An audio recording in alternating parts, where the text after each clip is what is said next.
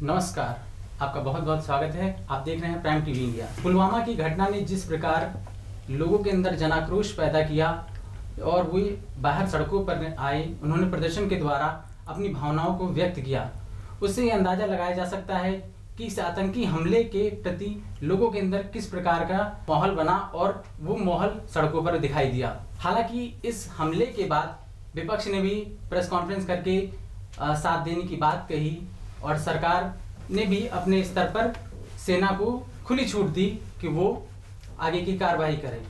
इस पर चर्चा करने के लिए आज हमारे साथ स्टूडियो में मौजूद हैं हमारे मेहमान अभिषेक चौहान जी जो आरएलडी से हैं, और हमारे साथ अतुल कुमार शुक्ला जी हैं जो प्रदेश अध्यक्ष सर्वोदय व्यापार मंडल से हैं, और हमारे साथ अतुल सिंह जी हैं जो पूर्व अध्यक्ष लखनऊ बार एसोसिएशन के हैं। सर, सबसे पहला सवाल मेरा आप लोगों से है कि जिस प्रकार ये आतंकी हमला हुआ और इनपुट भी था कि इस तरह की घटनाएं घट सकती हैं, तो आपको क्या लगता है कि कहाँ पर चूक हुई होगी?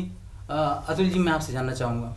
देखिए, आतंकवादी इतना सारा सामान लेके कैसे भारत में घुस आए और उनको कैसे गाड़ी मुहैया हो गई, कैसे लोकल का किस किस का साथ उनको मिला जो उन्होंने इतनी बड़ी घटना को अंजाम दिया, ये ज़रूर जांच का विषय है और इसकी जांच होनी चाहिए। ये बेहद दर्दनाक घटना हुई है। 44 हमारे भारत के जवान एक साथ शहीद हुए हैं, जिनको मैं हृदय से उनकी शहादत को नमन करता हूं। और जो जनता में आक्रोश है, जो आप देखिए हर मोहल्ले हर गली चौराहे पे, चाहे वो आम आदमी हो, चाहे वो आम नागरिक हो, चाहे वो व्यापारी हो, चाहे वो अधिवक्ता हो, चाहे किसी भी संगठन का हो, किसी भी दल का हो, सब ने एक साथ में विरोध दर्ज किया है। ये देश की आवाज़ है, इसको गंभीरता से लेते हुए कुछ कड़ा कदम उठाने की आवश्यकता है जो सरकार को उठाना चाहिए। हम लोग चाहते हैं कि इसका बदला जैसे को तैसा दिया जाए, बड़ी संख्या में पाकिस्तान को क्षति पहुंचाई जाए। और देखिए, जब तक ये कड़ा कदम नहीं उठाया जाएगा तब तक ये घटनाएं चलती रहेंगी। आए दिन देखिए आप हमला होता रहा है। पुराने समय से आप ले लीजिए, जवानों के कैंपों में घुस के बम दागे गए, जिसमें पाकिस्तान को इन लोगों ने सबूत भी सौंपे, लेकिन पाकिस्तान ने उससे कोई कार्रवाई नहीं की। आज भी इमरान जी ने कहा कि हमको सबूत दिया जाए तो हम कार्रवाई करेंगे। अब ये बताइए, उन्हीं के देश में बैठा हुआ जैश का आका वो कह रहा है कि हमने इस हमले को करवाया, इससे बड़ा क्या सबूत हो सकता है? उसको कार्रवाई करनी चाहिए। अतुल सिंह जी, मैं अब आपकी राय जानना चाहूँगा। अतुल सिंह जी, इस जैसा कि इनपुट पहले से था कि इस प्रकार की कार्रवाई, इस तरह घटना घट सकती है, तो आपको क्या लगता है किस प्रकार? नहीं, सुरक्षा में चूक हुई है जी, और ये इसका नतीजा हमें भुगतना पड़ा है। 42 जवान हमारे शहीद हुए हैं। अतुल कुमार जी, मैं आपकी प्रतिक्रिया जानना चाहूँगा इस। देखिए, पाकिस्तान की वही है कि उसको कुछ सूझबूझ तो है नहीं जी। आज जरा सा कोई उकसा देता है या पीछे से समर्थन दे देता है तो वो उचकने लगता है। इस समय चीन उसको पीछे से जो है बैकअप दे रहा है, जिसकी शय पे ये उछल रहे हैं। दूसरी बात ये सोचते हैं कि भारत जो है संपन्न देश है और इसकी आर्थिक व्यवस्था तेज़ी से बढ़ रही है, विकासशील देशों में है, तो ये हम पे हमला नहीं करेगा, युद्ध नहीं करेगा। ये छोटी छोटी जो मिसाइलें इन्होंने बना रखी हैं उस भ्रम में पड़े हुए हैं कि हम न्यूक्लियर अटैक कर देंगे, ये सब धमकी जो देंगे, इससे भारत हम पे हमला नहीं करेगा, क्योंकि वो विकसित हो रहा देश है और उसके देश में अगर इस तरीके की चीज़ें होंगी तो वो फिर पिछड़ जाएगा। भारत ऐसा चाहता भी नहीं है, लेकिन ये उनका भ्रम है। अगर भारत चाह जाएगा तो वो पूरा नेस्तनाबूद हो जाएंगे। वो भ्रम में न रहें। मैं आपके चैनल के माध्यम से उनको बताना चाहता हूँ कि होश में आ जाएँ और ये सब हरकतें बंद कर दें, वरना एक दिन उनका हश्र वही होगा, तंबू कनात में पाकिस्तान जिएगा, पानी को एक एक बूंद तरसेगा। अतुल जी, आपका क्या कहना है इस बारे में? पाकिस्तान ये बहुत बड़ी गलती कर रहा है जो हिंदुस्तान में बार बार घुसपैठियाँ भेज रहा है, बार बार इस तरीके के हमले करा रहा है। देखिए, पाकिस्तान हमारे यहाँ कश्मीर को अलग करना चाहता है हमसे, कश्मीर को हमारे खिलाफ भड़काता है, वहाँ के लोगों को हमारे खिलाफ समझाता है कि आप हिंदुस्तान से अलग हैं, लेकिन कश्मीर हमारा है और हमारा ही रहेगा। वहाँ के लोग भ्रमित हो चुके हैं, लेकिन उनको हम लोग दूरी करेंगे। पाकिस्तान को हम लोग सबक सिखाएंगे।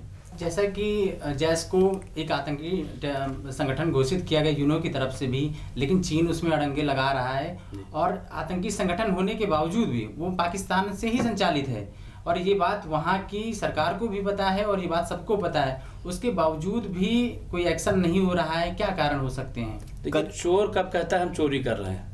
बताइए, इमरान खान कभी ये कहेंगे कि आप, कोई भी चोर ये कहता है मैंने चोरी किया है? इमरान खान सिर्फ गाल दोड़ने का काम करते हैं।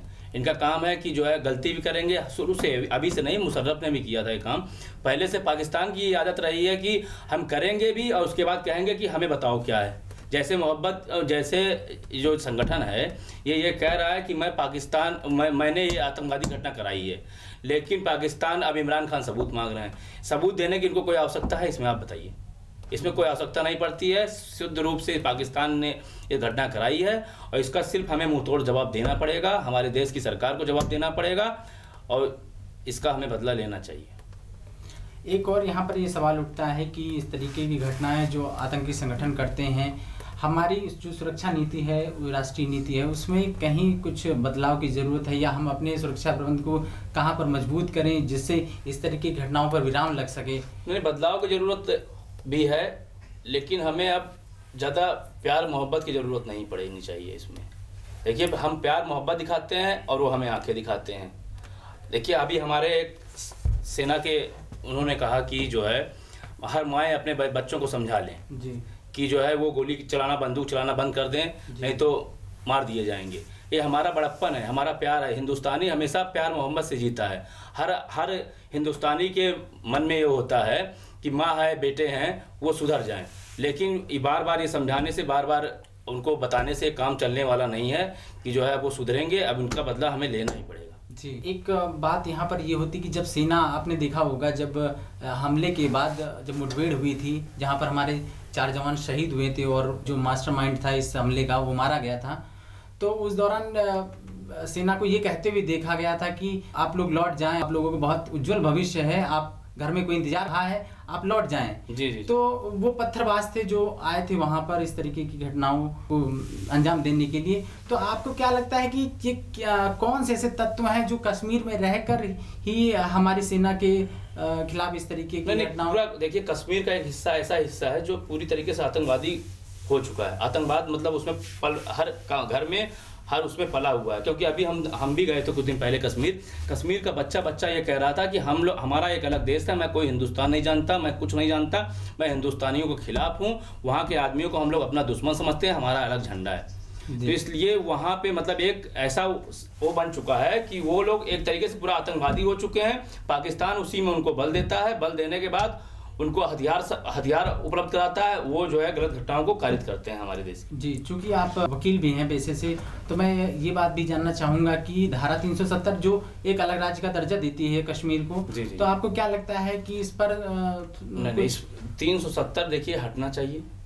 370 हटना इसलिए चाहिए क्योंकि हमारे कई 100 करोड़ रुपए, हिंदुस्तान के कई 100 करोड़ रुपए कश्मीर पे खर्चा होते हैं। जो यहाँ चावल हम लोग 150 रुपए में खाते हैं और 10 रुपए में कश्मीरी खाता है। हिंदुस्तान पैसा देता है, पूरा टैक्स हिंदुस्तान देता है कश्मीर का। तो 370 हटनी चाहिए। जब वो हमारे यहाँ रह सकते हैं, यूपी में रह सकते हैं, बिहार में रह सकते हैं, कहीं भी प्रदेशों में रह सकते हैं, वो खरीद सकते हैं, ज़मीनें खरीद सकते हैं, तो हम भी, वो भी हिंदुस्तानी हैं, आराम से रहें। हम उनका खर्चा दे रहे हैं, हम उनको खिला रहे हैं, सब कुछ हम कर रहे हैं। तो 370 जब हटेगा तो हम भी वहाँ पर ज़मीनें खरीदेंगे, हम लोग भी रहेंगे, प्यार मोहब्बत से रहेंगे, सब लोग एक साथ रहेंगे। तो 370 हटनी चाहिए, सरकार को हटाना चाहिए, इस पर एक कदम उठाना चाहिए, सबको इसमें साथ देना चाहिए। हमारे देश का हिस्सा है कश्मीर। आपको क्या लगता है कि मुद्दा तो जरूर रहा है, बीजेपी ने उठाया भी है समय पर, लेकिन उसके बावजूद भी ये ठंडे बस्ते में रहा है, इस पर कोई पहल नहीं? देखिए, कुछ राजनीतिक परेशानियां होंगी उनकी। बीजेपी है, सरकार है, कांग्रेस भी रह चुकी है, सारी सरकारें रह चुकी हैं, सबने देश चलाया है, सबकी अपनी अपनी परेशानियां होती हैं। 370 क्यों नहीं हटा पा रहे हैं?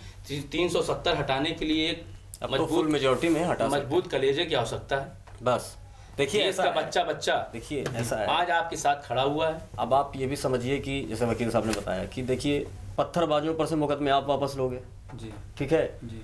दुनिया में कौन नहीं जानता है कि चीन जो है पाकिस्तान को फंडिंग करता है, और जिसने ये हमला करवाया है, जिसने जिम्मेदारी ली है, वो ये तो कह रहा है कि मैं हमले की निंदा करता हूँ, लेकिन वो उसको आतंकवादी मानने को नहीं तैयार है जिसने ये करवाया है। तो चीन से व्यापार आप करो, चीन से संबंध आपको, देखिए चीन में तो तानाशाही है, नौजवान सड़कों पर आया था लोकतंत्र के बचाने के लिए कि लोकतंत्र बहाल हो, चीन में भी चुनाव हो, तो हजारों नौजवानों को बुलडोजर के नीचे कर दिया था। यहाँ एक जानकारी मैं दे देना चाहूंगा कि आज एक मसूद अजहर ने एक ऑडियो टेप जारी किया जिसमें उसने कहा कि हमें भारत से डरने की जरूरत नहीं है, हमारे साथ चीन है। देखिए मसूद अजहर जी देखिए सामने की लड़ाई लड़े, ये डरने डराने की बात तो बहुत दूर की बात है। नहीं, वो कश्मीरियों को मैसेज देना चाहते हैं जो जिनको नौजवानों को भटकाए हुए हैं, जिनको पत्थरबाजी हाथ में दे देते हैं 200 400 500 रुपए के चक्कर में। ये भारत अपनी उनके लिए अस्मिता का संदेश है ना, ये कि वो डरे नहीं, बहलाए रहे। शेखर आजाद पंडित इससे कुछ होने वाला नहीं। बिस्मिल सुभाष चंद्र बोस का देश है। ये डरने डराने की अगर किसी ने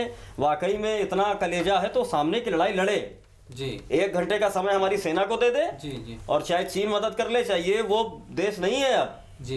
हमको आजाद हुए, हमको लोकतंत्र को बहाल हुए, हमारे 70 साल हो गए, 71वें में चल रहे हैं हम जी। सबकी गलतफहमी दूर कर देंगे, 2 घंटे के अंदर मैदान हो जाएगा। मैं फिर कह रहा हूँ आपसे, अगर इस तरीके का बयान आ रहा है पाकिस्तान के प्रधानमंत्री के द्वारा जो 3-4 दिन बाद उसके बाद आ रहा है घटना की, तो क्या लगता है कि डर गया है? इसके पहले बहुत डरा हुआ है और बहुत निंदनीय काम है, क्योंकि इमरान जी ने जो है बयान देते समय इस घटना की निंदा तक नहीं की, जो कि बड़ी शर्मनाक है। निंदा की बजाय वो धमकी दे रहे थे, तो उनकी धमकी से भारत देश डरने वाला नहीं। इस संदर्भ में कुछ कहना चाह रहे थे कि 4-5 दिन बाद हमले के पाकिस्तान के प्रधानमंत्री प्रेस कॉन्फ्रेंस कहते हैं कि हम भी अगर उधर से वार होगा तो हम भी शांत नहीं बैठेंगे। तो ये आपको क्या लगता है, डरे हुआ है? नहीं, डरना तो पड़ेगा ही उन्हें। पाकिस्तान की हैसियत बताइए क्या है? हमारे यूपी के बराबर है पाकिस्तान। जी। तो वो तो डरेंगे, है ही, परमानेंट डरते हैं, हमेशा डरते हैं। अगर डरते नहीं तो छुप के वार करते। देखिए इमरान खान की पोजीशन तो वो है कि एक बार एक गांव में बाढ़ आई तो एक बंदर एक पेड़ से दूसरे पेड़ से तीसरे पेड़ कूदने लगा। तो लोगों ने कहा ये कर क्या रहे हो? बोले मैं कर कुछ नहीं पा रहा हूँ, लेकिन मेरी मेहनत में कमी नहीं है। ये इमरान खान पाकिस्तान पे डिस्कशन हमारा, मैं क्या करूँ, हमारा डायलॉग अगर हो सकता है तो चाइना से, क्योंकि चाइना इनडायरेक्ट फंडिंग कर रहा है। पाकिस्तान गुड फॉर नथिंग हमसे भीख मांग के खा रहा है। ये कोई इमरान खान ही नहीं, नवाज शरीफ। देखिए इमरान खान ने एक वर्ल्ड लेवल पे, एक स्पेशली एशिया के उसमें देशों में एक मैसेज देने के लिए कि देखिए हम पीस वाले लोग हैं, हम पर इल्जाम लगा रहा है भारत। अरे जवान अपनी ड्यूटी निभा के वापस कैंप में जा रहे थे, उसके बाद आप गाड़ी ला के चोरी से उसमें मार रहे हैं, खुद को आप मार रहे हैं, और मिलिटियन जो था वो डार करके, क्या नाम था उसका वो, और हमारे शहीदों को मार दिया। तो इसमें आप बहादुरी मत समझिए, वो ड्यूटी करके जा रहे थे। यही जितने लोग थे, ये 40 थे, अगर 800 सामने होते तो ये 40 भारी पड़ते। ये पैरामिलिट्री थी सीआरपीएफ। ये हमारे यहाँ हमारी मिलिट्री तो इतनी सक्षम है, हमारी पैरामिलिट्री बहुत सक्षम है, फिर उसके बाद पुलिस। हम बहुत बड़ा लोकतांत्रिक देश हैं। ये कहाँ हमसे किस लेवल पे हमसे लड़ाई करेंगे? ये भूल गए कारगिल।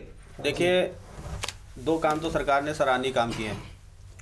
एक कार्य ये किया है कि जो हुर्रियत के नेताओं की सुरक्षा वापस ले ली है, इसकी हम लोग हृदय से तारीफ करते हैं, क्योंकि इनको सुरक्षा देने से कोई लाभ नहीं है। 1000 लोग जो है इनकी सेवा में लगे हुए थे, 1000 लोग और 100 गाड़ियाँ जो कि इनकी सेवा में लगी, सुरक्षा में लगी हुई थी, वो सब हटा ली गई हैं। वो कम से कम देश के काम आएंगी। दूसरी बात देखिए ये है कि जो बॉर्डर है हमारा, बॉर्डर को पूरी तरीके से इजराइल की तरह सील करने की आवश्यकता है। उसको सील कर दिया जाए, और जो स्लीपर सेल इनके यहाँ काम करते हैं, जो पत्थर चलाते हैं, जो आज़ादी चाहते हैं, उनको आज़ादी कर दिया जाए। उनमें कोई रहम दिखाने की कोई ज़रूरत नहीं है। देखिए हमारी सेना का हम पूरा सम्मान करते हैं। देखिए ये भारत की संस्कृति है कि हमारी सेना ने इतने बड़े पैमाने पे पत्थरबाजों को फिर कहा, उनकी माताओं को संदेश दिया कि आप लोग अपने बच्चों को संभाल लीजिए, कल को कोई घटना हो जाएगी तो दोष मत देना। ये बहुत बड़ी संवेदना है हमारे, बताइए हमारे भारतीय सेना की, जिन पे वो पत्थर फेंक के मारते हैं। आज 6000 भारतीय सैनिक हमारे जान जोखिम में डाले हुए हैं। सिर्फ उनको यही हुआ, उनके ऊपर पत्थर फेंके गए, जिससे चोटिल होके वो आज उनका इलाज चल रहा है। वो मरणासन अवस्था में 6000, आज तक के 6000 सैनिक जो है पत्थरबाजों का शिकार हुए। उसके बाद भी हमारी सेना उनसे कह रही है कि भैया आप जो है अपने बच्चों को संभाल लो। इतनी संवेदना, लेकिन हमें ज़रूरत है, संवेदना दिखाने की ज़रूरत नहीं है। वो पत्थर मारे, आप गोली मारिए, तब जाके वो शांत होगी। मैं आपको एक बात बताऊं, शायद आप लोगों की जानकारी में होगा भी, अभी जब बीजेपी पीडीपी की गवर्नमेंट थी, मैं बार बार किसी गवर्नमेंट को क्रिटिसाइज़ नहीं कर रहा हूं, जब मेरे देश का मामला है। आतिल जी, ये बात होती है कि जब पत्थरबाज आते हैं सेना को पत्थर मारते हैं और सेना अगर बदले कोई कार्रवाई करती है तो मानवाधिकार की बात वहाँ पर होती है, मानवाधिकार के लिए आवाज़ उठती है। तो क्या सेना का मानवाधिकार नहीं, सेना के लिए कोई अधिकार नहीं है? नहीं, हमारे हिंदुस्तान का कानून है कि थोड़ा सा जो है आपको संयम बरतना पड़ेगा, उसी आधार पे वो लोग फ़ायदा उठाते हैं। लेकिन अब हमारे यहाँ से कह दिया गया है कि जो है पत्थर, सुप्रीम कोर्ट ने कहा है ये बात, पत्थरबाजों को भी आप गोली मार सकते हैं, पत्थरबाज भी आतंकवादी समझिए उन्हें। तो ये धीरे धीरे बढ़ता है। देखिए कानून बना था पत्थरबाजों के लिए, थोड़ा दया, यहाँ हमारे यहाँ देश की संस्कृति ऐसी है कि हमें गोली मार दी जाती है तो हम दया कर देते हैं, वो तो पत्थर मार रहे थे। लेकिन सुप्रीम कोर्ट जब इस पर सख्त हुआ है, सुप्रीम कोर्ट ने कहा कि आप पत्थरबाज भी अगर पत्थर चलाते हैं तो भी आतंकवादी उनको समझिए, आप उनको गोली मार सकते हैं। सेना को खुली छूट दे दी गई है, क्योंकि अब उनके ही बहकावे में आने पे ऐसी आतंकवादी घटनाएं हो रही थी ना। और मैं यहाँ पर ये जानना चाहूँगा, जब इस प्रकार की घटनाएं घट रही थी तो इससे ये नहीं था कि सेना का मनोबल डाउन होता था और इन लोगों को बढ़ावा मिलता था इस प्रकार की घटनाओं को करने में? नहीं, सेना का मनोबल डाउन होता था, सेना का मनोबल डाउन होता है तभी तो ऐसी घटनाएं हो रही हैं। अगर हमने सेना का मनोबल नहीं डाउन किया होता, उनको खुली छूट दे दी होती, ऐसी घटनाएं क्यों घटती? बिल्कुल वो दिन हमें इसलिए देखने पड़ रहे हैं ना। देखिए सारा खेल मनोबल का है। आपके हाथ में अभी हथियार पकड़ा दिया जाए तो आपका मनोबल नहीं रहेगा, आप गोली नहीं चला पाएंगे। हाथ बांध के तैरना वाली बात है। लेकिन मनोबल जब हम आपका बढ़ाएंगे कि जो है आपको गोली चलानी है, आप सब कुछ आप हैं, तो आप उस दिन गोली चला दोगे। खेल यहाँ पे हुआ है। मनोबल बढ़ा कश्मीरियों का, मनोबल बढ़ा वहाँ के लोगों का, वहाँ के लड़कों का, वहाँ के युवाओं का। अब देखिए लोगों ने चढ़ाया बढ़ाया, भाई चला रहे हैं गोली। सरकार तय करे, पक्ष विपक्ष सब एक हो जाएं और ये तय हो जाए कि कश्मीर में भारत का झंडा रहेगा, कश्मीर का कोई अलग झंडा नहीं है, एक देश एक विधान एक संविधान, बात खत्म जी। ये तय, मैं कह रहा हूं कि सारे राजनीतिक दल देखिए सरकार के समय साथ हैं। अभी समय है, लोहा बहुत गर्म है, अब इन लोगों को मौका नहीं देना है, इनके अंदर खौफ होना चाहिए। ये पत्थर मारे, ये डंडा मारे, लाठी मारे, इनकी हैसियत क्या है? अभी ये झंडा वंडा कश्मीर का सब खत्म, चाहे महबूबा मुफ्ती हो, चाहे XYZ कोई भी हो, कोई कश्मीर का अलग झंडा नहीं, सारी रियासतें मिल गई। आप कौन होते हैं? मैं गलत तो नहीं कह रहा हूं? सही है, राजपथ शासन लगा के अपना ये क्या है? सारा खत्म, सब कोई कश्मीर, भारत का झंडा, तिरंगा झंडा, तिरंगे का संविधान, कश्मीर से लेके कन्याकुमारी, बस बात खत्म। ये एक, जैसा कि आपने चुनाव का जिक्र किया, तो एक संभवतः ये संभावित है कि मार्च में चुनाव की तिथियां घोषित हो जाएं। आपको क्या लगता है कि कुछ इस आतंकी हमले का चुनाव पर असर पड़ेगा? ये तो प्लानिंग करके किया ही गया है। ये देखिए, जो लोग को मालूम है कि भारत एक लोकतांत्रिक, ये एक लोकतांत्रिक व्यवस्था है। लोगों को मालूम है कि भारत अपने आप में लोकतांत्रिक बहुत बड़ी व्यवस्था है। भारत के प्रधानमंत्री पर हमला है ये। उनको मालूम है कि इस प्रधानमंत्री को कमजोर साबित करो सबके सामने, लेकिन हमने ऐसा होने नहीं दिया। हम अपने प्रधानमंत्री के साथ खड़े हैं। अगर 6 महीने नहीं, साल भर भी चुनाव बढ़ाना पड़ेगा, हम प्रधानमंत्री के बगल में खड़े हैं। अगर चुनाव बढ़ाए जाते हैं, तो चुनाव तिथियां बढ़ाई जाती हैं तो विपक्ष साथ देगा? अरे 200% देगा, कौन नहीं देगा? हर वो भारतीय देगा।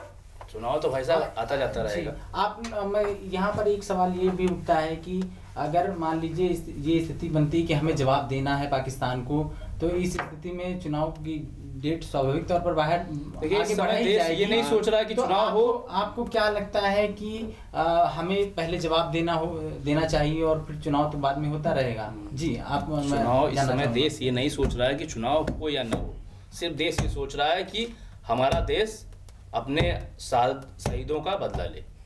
ये गली गली में जो तिरंगा निकल रहा है, मोमबत्ती जो आजकल हर गली में निकल रही हैं, वो सिर्फ इसीलिए निकल रही हैं कि देश चाहता है, देश का मूड है कि आप बदला लीजिए, चुनाव आप बढ़ा दीजिए, कोई दिक्कत नहीं है, कुछ भी करिए, लेकिन ये जो 44 हमारे सैनिक मारे गए हैं, इनका शहादत का बदला तुरंत लेना चाहिए।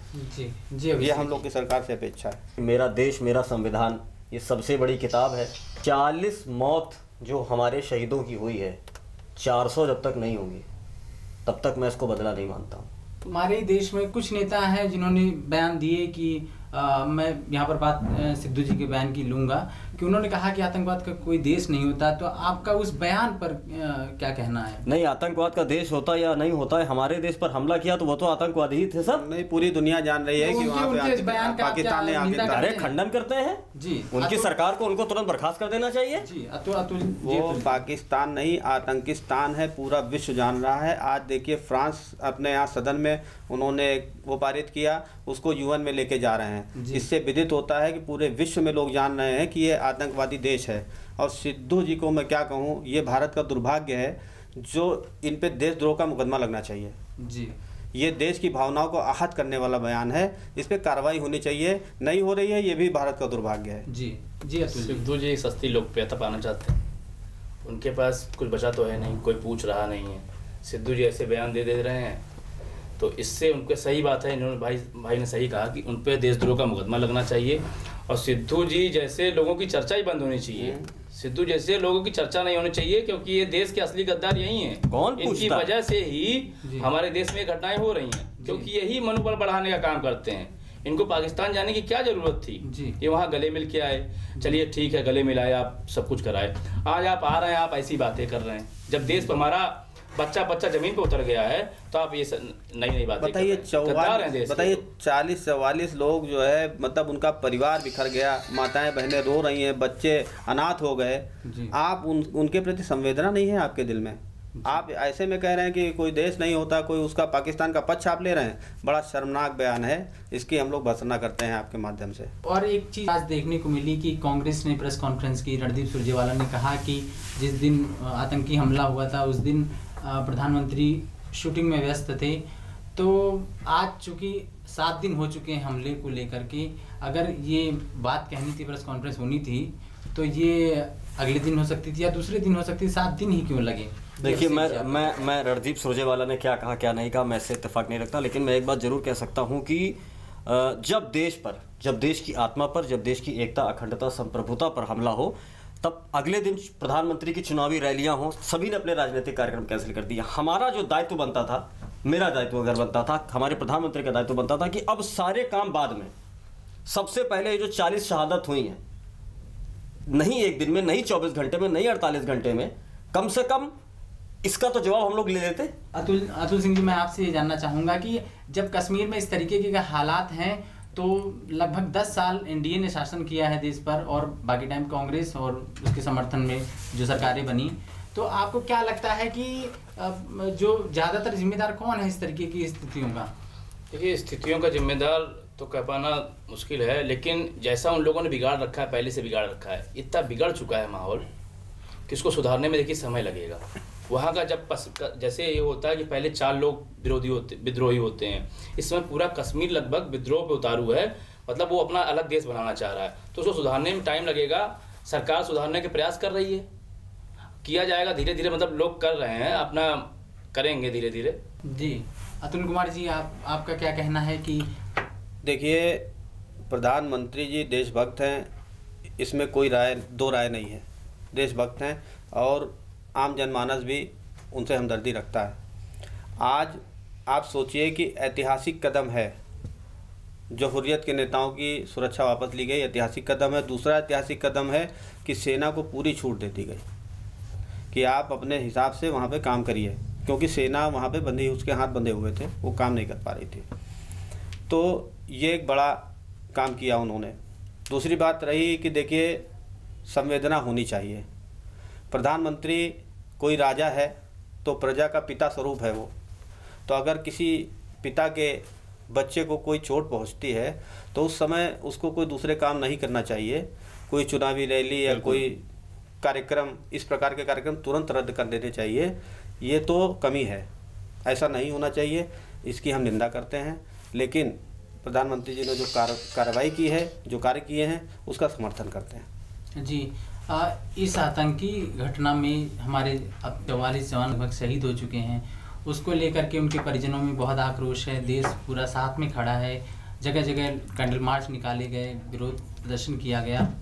आपको क्या लगता है कि ये जो लोगों के अंदर ये जन आक्रोश है, ये किस हद तक और कहाँ तक जा सकता है या क्या परिणाम हो सकते हैं? कि पूरा देश जमीन पर है, बच्चा गली का बच्चा, हर एक व्यक्ति, हमारा अधिवक्ता समाज वो जमीन पे उतर चुका है, सब कुछ जमीन। इसी पे हम लोग अभी 25 तारीख से जी 25 तारीख से इस पे मैं खुद परिवर्तन चौक पे आमरण अनशन में बैठने जा रहा हूँ जी। हमारे साथ 50-100 लोग अनशन पे बैठने जा रहे हैं, और हम लोग की मांग है कि उन शहीदों, जो शहीद हुए हैं, उनको शहीदों का दर्जा दिया जाए जी। 370 भी हटाया जाए देश से, देश में कश्मीर से 370 हटाया जाए, क्योंकि पहले वादे किए गए, सब कुछ किए भी गए हैं, इसलिए तो उनको करने का समय आ गया है। और सरकार को उनको करना चाहिए। जी जी अतुल जी। देखिए, इसका बड़ी संख्या में, मतलब आप समझ लीजिए कि 125 करोड़ भारतीयों के दिल में, जिसमें हिंदू भी हैं, मुस्लिम भी हैं, जो भारतीय है, और सभी ने जो है, देखिए अभी कैंडल मार्च भी निकाला था, जिसमें जो है मौलाना रशीद फिरंगी जी भी थे, दिव्या गिरी जी भी थी, हम लोग भी थे। तो जगह जगह मुस्लिमों ने भी रैलियां निकाली हैं कि आतंकवाद जो है बंद करिए, और हिंदुओं ने भी निकाली हैं। तो आज देश का बच्चा बच्चा चाह रहा है कि यार रोज़ रोज़ जो हमले होते चले जा रहे हैं, रोज़ रोज़ आप निंदा करके बंद हो जाते हैं, छोटी सी कार्रवाई करके आप चुप हो जाते हैं, और उनको मौका मिल जाता है बार बार फिर वही काम करने का, कि वो जानते हैं कि आप बस यहीं तक काम करोगे, आप बहुत ज़्यादा करने वाले कुछ नहीं हो। तो ये उनको संदेश मिलना चाहिए कि नहीं, हम तुम्हारी जो है हलक में ज़बान खींच के और काट देंगे। अगर आपने इस तरीके की कोई गंदी बात कही या कोई गंदी हरकत की या कोई इस तरीके का छुपा काराना हमला किया, तो ये संदेश जब तक नहीं जाएगा तब तक के वो लोग बंद होने वाले नहीं हैं। कड़ी कार्रवाई की आवश्यकता है। बार बार हम अपने भारतीय सैनिकों की शहादतों पे खाली जो है कैंडल मार्च निकालते रहेंगे, निंदा करते रहेंगे हमारे राजनीतिक दलों के लोग, तो ये बंद होने वाला नहीं है, इसको बंद होना चाहिए। जी अभिषेक जी, मैं आपसे जानना चाहूँगा क्या। देखिए, मेरा बहुत सीधा सीधा जवाब है आपको। अगर पाकिस्तान से बात करिए का मतलब सरकार पाकिस्तान से बात करे, जो भी भारत के दोषी हैं, चाहे हाफिज सईद हो, चाहे अजहर मसूद हो, चाहे वो दाऊद इब्राहिम हो, चाहे इसके जैसे तमाम जो भारत के खिलाफ साजिश रचते हैं, या तो इनको हमें हैंड ओवर करें या हम कब्जा कर लेंगे पाकिस्तान पे। हम पाकिस्तान की जो आवाम है भोली भाली, उसके खिलाफ नहीं है जी। लेकिन अगर हमको वापस नहीं करते, ये आर पार का समय है, इतना देश में आक्रोश है, आक्रोश के साथ साथ सरकार के प्रति समर्थन है, और इसके बाद अगर हमारी सरकार ये करने में कामयाब नहीं हो पा रही है, तो कहीं ना कहीं निर्णय लेने का समय भी है, और इस कड़े निर्णय लेने की ज़रूरत है। कब्जा कर लीजिए, रावलपिंडी भी अपना कर लेंगे, लाहौर भी अपना कर लेंगे, सब पे तिरंगा फहरा देंगे, सब हमको वापस करिए आप। क्यों नहीं, हाफिज सईद दे सकता है, लेकिन सरकार को निर्णय लेना है। हम सरकार के साथ हैं, और मुझे ऐसा लगता है सरकार कहीं ना कहीं कोई कूटनीतिक रणनीति बना ज़रूर रही है। तो जो शहादत हुई है, इसका बदला ये बेकार ना जाए जी। ये सिर्फ कैंडल मार्च जो लोग निकाल रहे हैं, ये सिर्फ बातें ना रहें। जी, अब समय समाप्ति की ओर है। तीनों मेहमानों को बहुत बहुत शुक्रिया कि आप सबने अपने कीमती समय निकाल कर जो हमारी इस बैठक में सीआरपीएफ वाला हमला हुआ था, बहुत बहुत धन्यवाद उनकी तरफ से। तो ये थे हमारे साथ हमारे 3 मेहमान, जिन्होंने अपनी राय रखी कि किस तरीके से पाकिस्तान चीन के मदद के आधार पर इस तरीके की घटनाओं को अंजाम दे रहा है, और इसके साथ ही उन्होंने इस तरह की घटनाओं की कड़ी निंदा की है। अन्य खबरों के लिए देखते रहिए प्राइम टीवी इंडिया।